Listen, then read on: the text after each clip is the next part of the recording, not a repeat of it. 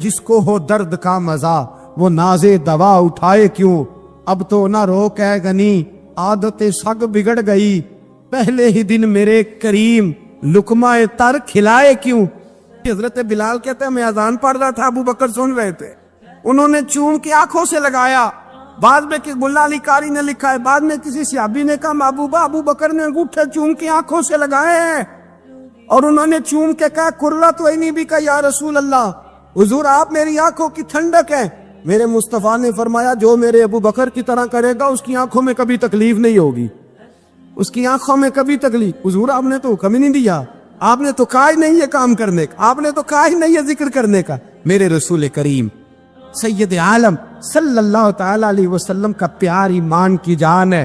اللہ کے حبیب علیہ الصلوۃ والسلام کو اچانک ایک صحابی نے دیکھا اور فوراً عرض کرنے لگے یا رسول اللہ میرے ماں باپ قربان ہوں، چہرے پر نکاہت بڑی ہے، کمزوری ہے، کیا وجہ ہوئی؟ تو حضور نے ایک ٹھنڈی آہ بھری اور فرمایا میں نے کئی دنوں سے کھانا نہیں کھایا، کھجور اور پانی پر گزارا ہے۔ میٹھا کھانا بھی سنت ہے لیکن فاقہ کرنا بھی سنت ہے۔ اپنی مرضی کی سنت ادا کر لینا یہ تو بڑا آسان کام ہے، لیکن میرے بھائی شریعت اسلامیہ میں جو چیز غالب رہی ہے اس پر بھی کبھی کبھی ذوق کریں۔ اور پھر حضور کا جو فقر ہے اختیاری ہے، نبی پاک نے مانگ کے غریبی لی اللہ تعالیٰ سے کہ یا اللہ ایک وقت روٹی دے ایک وقت فاقہ دے۔ تو نبی کریم علیہ السلام نے فرمایا کہ میں نے کھانا نہیں کھایا، کھجور پانی پہ گزارا کئی دنوں سے۔ ابو صحابی کو حکم تو دین کا یہی ہے نا کہ اگر گھر میں کچھ ہے تو لے آؤ، ورنہ شریعت پابند تو نہیں کرتی۔ تو وہ پہلے اپنے گھر گئے، جا کے پوچھا کوئی چیز ہے، گھر والوں نے کہا کوئی نہیں۔ پھر وہ پڑوسیوں کے گھر میں گئے، کوئی کھانے کی چیز ہے، کوئی نہیں۔ رشتہ داروں سے محلے داروں سے پوچھا، کوئی نہیں۔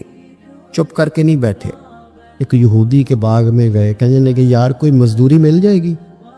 وہ سجنا یار منون دی خاطر اساں کی پیس وٹائے، کوئی مزدوری ملے گی؟ اس نے کہا گرمی بڑی سخت ہے، پانی کنویں کا نیچے چلا گیا، ایک ڈول پانی کا اگر نکال سکتے ہو تو ایک کھجور دوں گا۔ فرمانے لگے منظور ہے۔ کہتے میں نے اپنے کندھے سے چادر اتار کے بچھا لی، ایک ڈول پانی کا نکالتا، ایک کھجور ملتی، وہ میں اس کپڑے میں ڈالتا جاتا، چادر میں ڈالتا جاتا۔ جب ذرا میری چادر بھر گئی کھجوروں سے، میں نے اسے سمیٹا، لے جا کے حضور کی بارگاہ میں پیش کیا۔ محبوب وہیں بیٹھے تھے۔ کہتے حضور نے میرا پسینے سے شرابور وجود دیکھا اور میرے چھالوں سے بھرے ہوئے ہاتھ دیکھے اور میرے تھکے تھکے وجود کو دیکھا، تو کریم نے ایک کھجور اٹھائی اور اٹھا کے منہ میں رکھی۔ حضور فرمانے لگے کس نے تجھے مجبور کیا یہ کام کرنے پہ؟ اس کی مجبوری تو کوئی نہیں نا، کس نے تجھے مجبور کیا؟ تو کہتے ہیں دو آنسو میرے بھی چھلک پڑے۔ میں نے عرض کی حضور ہمیں کوئی مجبور کر سکتا ہے؟ ہمیں آپ کی محبت نہیں مجبور کیا۔ حضور یہ محبت ہے جس نے مجبور کیا۔ یا رسول اللہ کائنات کی ہر چیز سے بڑھ کر آپ سے پیار ہے۔ یہ غریب آدمی، سادے لوگ ہیں، یہ بہت مہنگے تحائف لانے کی ظاہری پوزیشن میں نہیں ہے، لیکن دیکھو نا اظہار محبت کے معاملے میں کتنا بڑا دل رکھتے ہیں۔ یا رسول اللہ صلی اللہ تعالی علیہ وسلم آقا محبت نے مجبور کیا، وہاں انعام نہیں ملا، ظاہری طور پر جو انعام ہوتے ہیں وہ نہیں، اس کا نہیں حضور نے اعلان کیا۔ حضور فرمانے لگے سن پھر اگر تو مجھ سے محبت کرتا ہے تو فقر و فاقے کی تیاری کر، مصیبت کے لیے تیاری کر۔ اگر جو مجھ سے محبت کرتا ہے اس کی طرف تو مصیبتیں دوڑ کے آیا کرتی، پھر تو تیاری رکھ، پھر تو سہنا سیکھ، پھر دل بڑا کر، کشادہ کا، پھر دیکھ تجھے آزمائشیں آئیں گی، زخم پہ زخم کھا کے جی، خونے جگر کے گھونٹ پی، آہ نہ کر اب لبوں کو سی، یہ عشق ہے کو دل لگی نہیں۔ یہ کوئی ایسی تھوڑی ہے کہ تیری دل لگی تھی اور تو دو باتیں کر سن کے تو چلا گیا، یہ عشق ہے کوئی دل لگی نہیں۔ تو حضور کو جس انداز میں صحابہ نے چاہا، جس طرح انہوں نے نبی پاک سے محبت کی، اپنی ساری توجہات کا مرکز ذات رسالت کو بنایا، حضور کی رضا کو ہر معاملے میں مقدم جانا، ہماری ذمہ داریاں ہیں کہ ہم بھی اپنے محبوب کے لیے اپنے جذبات کو کشادہ کریں، اپنے دل میں وہ ساری باتیں پیدا کریں جس کی بنیاد پر ہمارا بھی ایمانی رشتہ نبی کریم سے مضبوط ہو سکے۔ حضرت ابو بصیر رضی اللہ تعالیٰ عنہ، نبی پاک صلی اللہ علیہ وسلم نے طے کر لیا کفار کے ساتھ، حدیبیہ کی جنگ ہوئی تو فرمایا اگر کوئی مسلمان مکے چلا جائے گا تو کافر کہنے لگے ہم واپس نہیں کریں گے، اور اگر کوئی کلمہ پڑھنے والا ستایا ہوا مسلمان مدینے آئے گا تو مسلمانوں کو واپس کرنا پڑے گا۔ مسلمان اپنا بندہ نہیں رکھ سکتے، اور مسلمانوں کا کچھ شخص غلطی سے بھی مکے چلا گیا تو مکے والے واپس نہیں کریں گے۔ حضرت ابو بصیر رضی اللہ تعالیٰ عنہ صحابی تھے، باپ نے، بھائی نے، محلے والوں نے قید کیا ہوا تھا کلمہ پڑھنے کی وجہ سے، پیروں میں زنجیریں تھی، بیڑیاں تھا، کسی طریقے سے جیل توڑ کے دوڑے مدینے پہنچے۔ کہتے ہیں رستے میں کسی آدمی کے ساتھ گھوڑے پہ کچھ دیر بیٹھا، پھر پیدل چلا۔ صحابہ کہتے ہیں اتنا دردناک منظر بڑا کم ہم نے دیکھا۔ ابو بصیر جس گلی سے گزرتے وہاں خون پھیل جاتا، ان کی ٹانگیں خون سے کٹتی، وہ زنجیریں بندھی ہوئی، در رسول پہ حضور میں بھاگ کے آیا ہوں۔ کہتے ابھی نبی پاک صلی اللہ علیہ وسلم ان کی بات سن ہی رہے تھے کہ پیچھے سے قریش کے 2 سپاہی بھی آ گئے، کہنے لگے یہ بھاگ کے آیا ہے اور آپ کا وعدہ تھا کہ آپ واپس کریں گے۔ چشم زدن میں ذرا سوچنا، چشم زدن میں تھوڑی دیر کے لیے غور کرنا کہ ہمیں ہمارا استاد، ہمارا پیر دھتکار دے کہ جا دوڑ جا، تو کہتے ہیں بسم اللہ جناب یہ جا رہے ہیں۔ ایمان کی پختگی دیکھیں، اس نے تو ہمیں نکال ہی دیا جی، وہ کیسا بندہ ہے۔ یہاں تو کسی کے یہاں کوئی فاتحہ پڑھنے نہ جائے تو لوگ بگڑ جاتے ہیں، کہتے ہیں اس نے سلام نہیں لی، فاتحہ نہیں پڑھی، بس ختم، اس کو احساس ہی نہیں۔ حضرت سیدنا ابو بصیر سامنے کھڑے ہیں، سامنے 2 سپاہی آ گئے، ذرا دیکھیے ایمان کی پختگی، ایمان، یقین اور استقامت۔ امام بہقی نے دلائل کے اندر لکھا ہے، فرماتے ہیں نبی کریم صلی اللہ علیہ وسلم نے ان کی طرف دیکھا تو حضور کی مقدس آنکھیں آنسوؤں سے بھر گئی۔ حضور نے فرمایا ابو بصیر تیری تکلیف مجھے نظر آ رہی ہے، پر میں نے وعدہ کیا ہوا ہے، میں نے وعدہ۔ بھائی یہاں ڈٹ کے رہنا بڑا مشکل ہے، یہاں قائم رہنا بڑا کٹھن مرحلہ، یہاں آزمائش کے موقع پر دین پر انہوں نے تو رکھا ہی نہیں، لوگ تانے دیتے ہیں، باتیں کرتے ہیں، رکھا ہی نہیں، تو پھر ان کا بنتا ہے۔ حضور نے فرمایا تجھے جانا پڑے گا۔ صحابہ کہتے ہیں پورے مدینے میں ایسے تھا جیسے سوگ کا سما ہو۔ جب وہ 2 سپاہی حضرت ابو بصیر کو پکڑ کے لے جا رہے تھے تو وہ پلٹ پلٹ کے پیچھے دیکھتے تھے، پلٹ پلٹ، پیروں میں خون ہے، آنکھیں آنسوؤں سے بھری ہوئی۔ فرماتے ہیں جب وہ پلٹ رہے تھے تو مدینے کی گلیاں بھی رو رہی تھی۔ میرے نبی پاک جب وہ آنکھوں سے اوجھل ہو گئے تو حضور بیٹھ گئے زمین پہ، نبی پاک نے رونا شروع کر دیا۔ فرمایا اللہ تو نے اس شخص کی مدد فرمانی ہے، اس پر کرم کرنا ہے، اللہ اس کا خیال فرمانا، اس کے لیے دعا کی، حضور روئے۔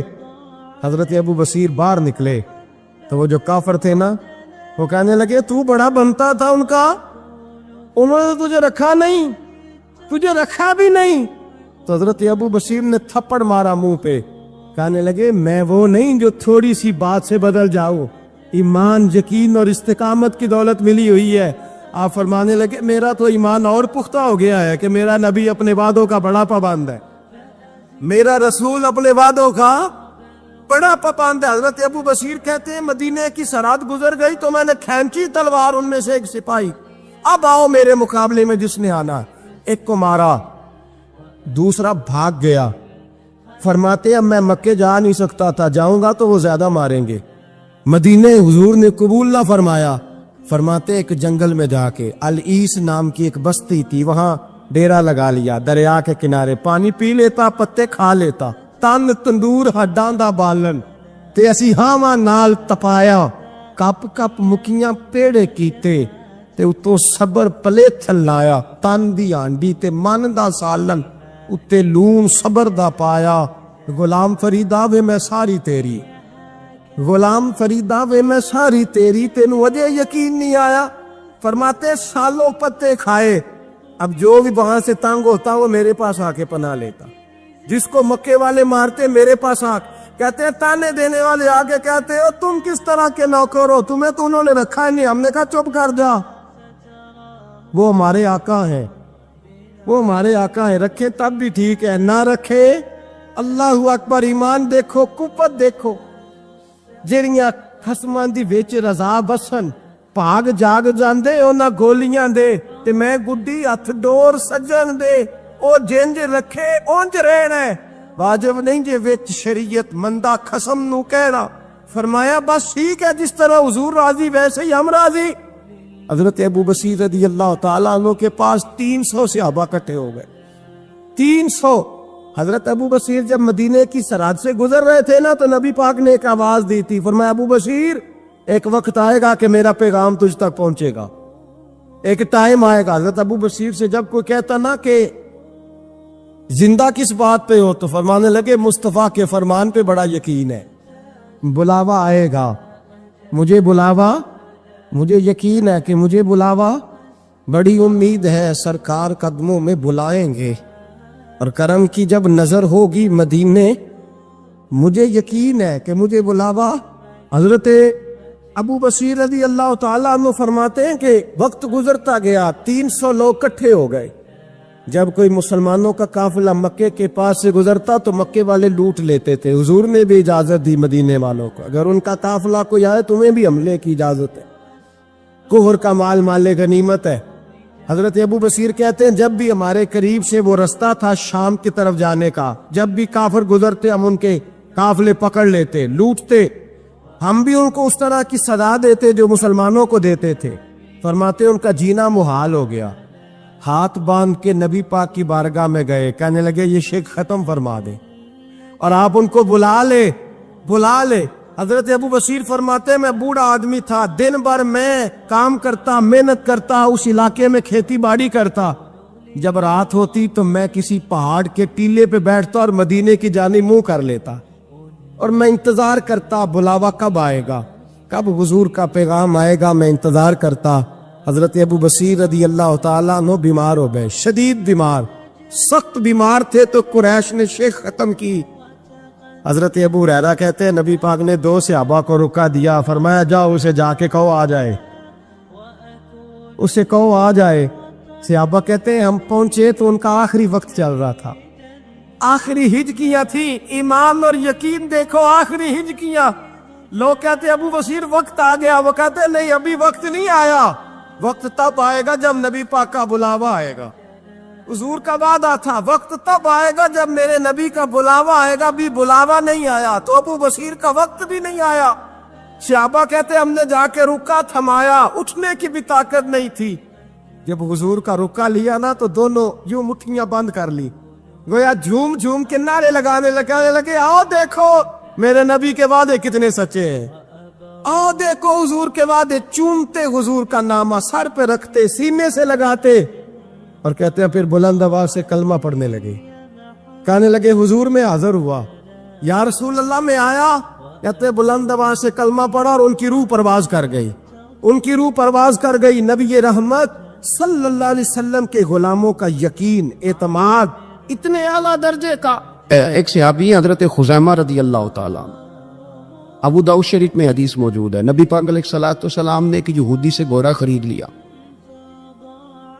حضور نے فرمایا آ میرے ساتھ, میں تمہیں پیسے دیتا ہوں. اللہ کے محبوب تھوڑا آگے تشریف لے گئے, یہ ذرا تھوڑے فاصلے پہ پیچھے آ رہا تھا. راستے میں لوگوں نے اس کو کہا کہ تو نے تو سستا بیچ دیا ہے, گھوڑا تو مہنگا ہے, قیمت زیادہ لگا دی. یہ مکر گیا. محبوب کریم علیہ السلام نے پیسے تھمائے, پیسے لو, گھوڑا دو. کہنے لگا کون سا گھوڑا, میں نے تو بیچا ہی نہیں. اب جب سودا ہوا تھا گھوڑے کا تو حضور تھے یا وہ یہودی تھا, تیسرا شخص ہی کوئی نہیں تھا. کون سا گھوڑا, کیسا گھوڑا, اپنا حق چھوڑ دینا, یہ بھی بعض اوقات بزدلی ہوتا ہے.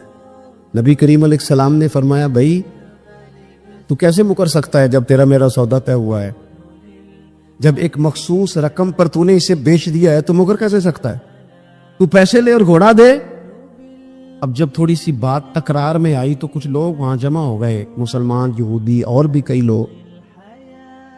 وہ یہودی کہنے لگا جی آپ اس طرح کرے, ایک گواہ دے دے, میں زیادہ نہیں مانتا, ایک دے دے, ایک بندہ کہہ دے کہ یہ گھوڑا میں نے بیچا ہے اور آپ نے خریدا ہے تو میں آپ کے حوالے کر دوں گا. وہاں بندہ کوئی دوسرا موجود ہی نہیں تھا تو گواہ کسے پیش کیا جائے؟ حضرت خزیمہ رضی اللہ تعالیٰ عنہ نبی کریم کے صحابی ہیں. فوراً بولے، وہ بھی لوگوں کی باتیں سن کے وہاں آئے تھے، فوراً بولے، کہنے لگے یا رسول اللہ میں دیتا ہوں گواہی. دوڑ کے آگے آئے، کہنے لگے جی میں گواہی دیتا ہوں کہ آپ نے گھوڑا خریدا ہے، یہودی نے بیچا ہے. اب اس نے کہا تھا ایک بندہ کہہ دے تو میں دے دوں گا. اس کی شرط پوری ہو گئی. حضور نے پیسے اس کے ہاتھ میں دیے، اس نے گھوڑا محبوب کے دستے مبارک میں لگام تھمائی، حضور تشریف لے گئے، غلام کو دیا، گھوڑا گھر چلا گیا. نبی کریم نے حضرت خزیمہ سے کہا خزیمہ ایک بات تو بتا، تو تھا ہی نہیں اور تو نے بن دیکھے گواہی کیسے دے دی؟ تو حضرت خزیمہ رضی اللہ تعالیٰ عنہ کہنے لگے یا رسول اللہ یہ تو زمین کی خبر ہے نا، میں نے تو آسمان کی چیزیں بھی نہیں دیکھی، آپ نے کہا ہے تو میں مان گیا ہوں. تو میں تو آسمانی خبریں مان گیا، میں تو جنت آپ کے کہنے پہ مان گیا، میں تو دوزخ آپ کے کہنے پہ مان گیا، میں تو فرشتے آپ کے کہنے پہ مان گیا، میں تو قیامت کی ساری باتیں آپ کے کہنے پہ مان گیا. وہ بتا رہے ہیں، گویا وہ سمجھا رہے ہیں یا رسول اللہ میں نے تو رب بھی نہیں دیکھا، تو آپ کے کہنے پر مان گیا. اور جب اتنی ساری چیزیں آپ کے کہنے پہ مان گیا ہوں تو گھوڑا تو چیز ہی کوئی نہیں. اب دیکھیں حضور کا تبصرہ یہاں کیا ہے. انہوں نے ایمان کا مرکز و محور ذات مصطفیٰ کو سمجھا. ان کو سمجھ آئی کہ کل کائنات حضور کی ذات ہے. اب حضور سید عالم علیہ السلام نے اس بات کو سن کر اعلان کیا فرمایا؟ حضور فرمانے لگے لوگوں جہاں بھی شرعی گواہی کی ضرورت ہو نہ دو گواہ چاہیے ہوتے ہیں، لیکن جہاں میرا یہ خزیمہ موجود ہو ایک کی گواہی دو کے برابر شمار کی جائے گی. اتنا بڑا اعزاز، نظریاتی طور پر اتنی زیادہ پختگی. جب تک اپنے ایمان کا مرکز اور محور ذات مصطفیٰ کو نہیں سمجھا جاتا. ایک اور بھی بات عرض کروں، کئی کام ہوتے ہیں، وہ کام تو ہوتے ہیں پر خشک بڑے ہوتے ہیں. کچھ ڈیوٹیاں تو ہوتی ہیں لیکن وہ ڈیوٹیاں تھکا بڑا دیتی ہیں. کچھ سفر تو ہوتے ہیں پر وہ سفر پورے وجود کو توڑ پھوڑ کے رکھ دیتے ہیں. لیکن کچھ کام ایسے ہوتے ہیں جو بندہ بڑے ذوق سے کرتا ہے. کچھ ڈیوٹیاں ایسی ہوتی ہیں کہ بندہ کہتا ہے کبھی 2 گھنٹے اور کرنی پڑ جائے نا. کچھ سفر ایسے ہوتے ہیں کہ جس میں بندے کا دل کرتا ہے یا اللہ یہ سفر کبھی روز ملے نا. چلے نہیں سمجھ آتی تو ایک سادی سی کسی شاعر نے بات کی ہے، اس نے کہا ہے کہ دنیا اندیا سفراں تو بندہ تھک بھی تے جاندا ہے نا، پر سفر مدینے دا ہر وار ہی بڑا سونا. کچھ سفر تھکاتے نہیں نا، اکتاہٹ نہیں ہوتی. کچھ چیزیں انسان ذوق سے کرتا ہے، اس کی طبیعت. اگر نبی پاک علیہ السلام کی ذات کے ساتھ دل کی قلبی وابستگی ہو جائے، دین کا کام تھکاوٹ پیدا نہیں کرتا. مسجد کی حاضری بوجھ نہیں بنتی. انسان کے لیے کوئی بھی خیر کا کام کرنا مشکل نہیں ہوتا. اس کا وجود ڈھل سا جاتا ہے، اس کی طبیعت اس طرح کی ہو جاتی ہے کہ جیسے سارے نور سے ہو کر آگ. شرط یہ ہے کہ کامل محبت ہو. آج کل ڈھیروں لوگوں کو دعویٰ ہے حضور کی محبت کا، ڈھیروں لوگوں، اور بالکل ٹھیک ہے، ہونا بھی چاہیے، لیکن اپنے آپ سے پوچھ لینا چاہیے اچھی طرح سے.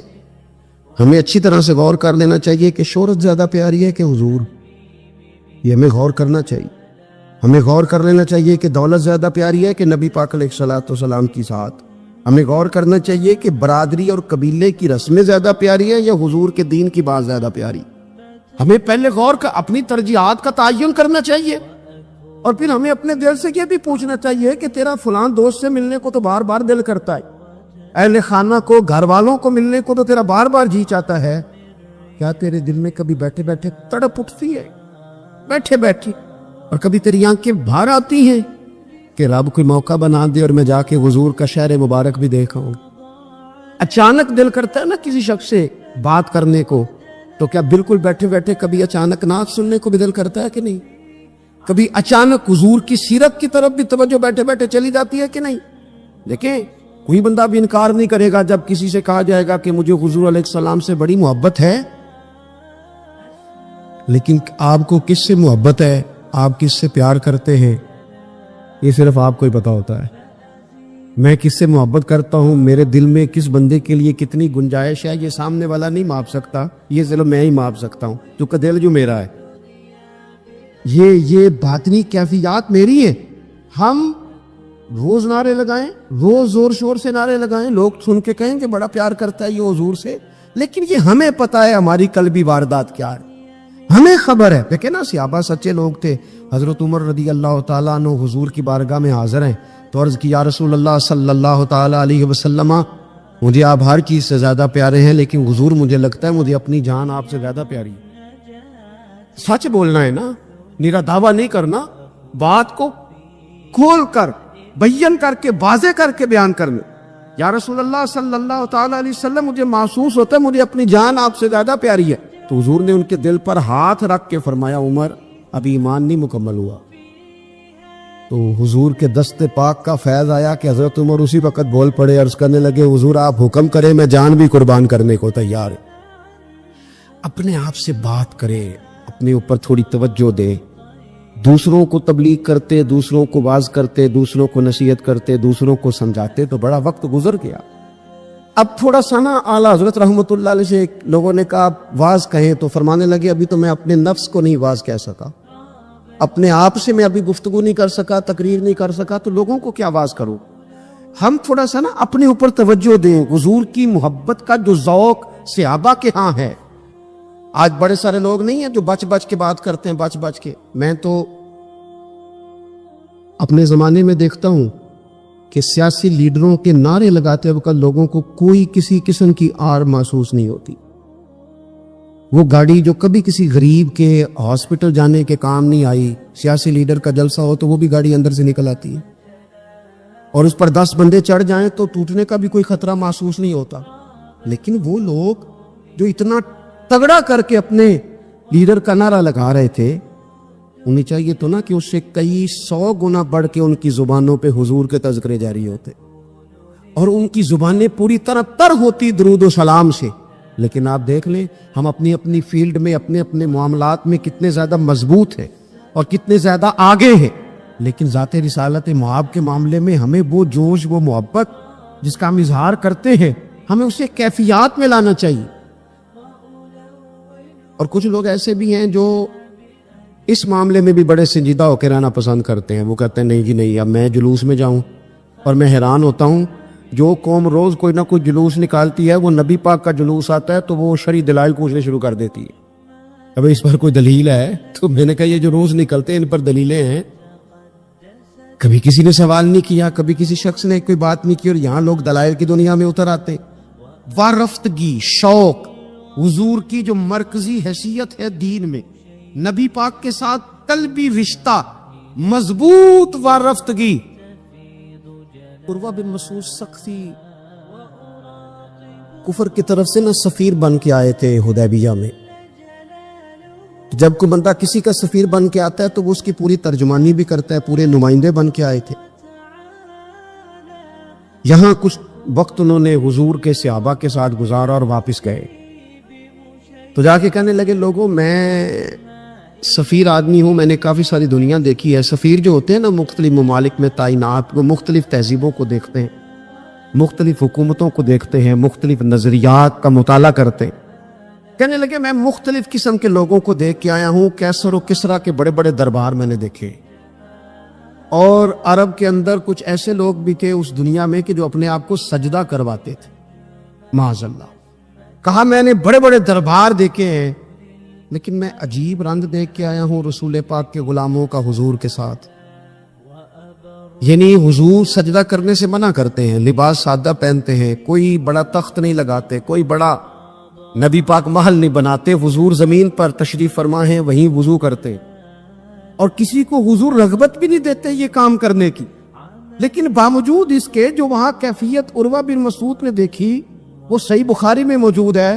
کہنے لگے میں عجیب نظارہ دیکھ کے آیا ہوں کہ حضور بلغم شریف اپنے ناک سے نکالتے ہیں۔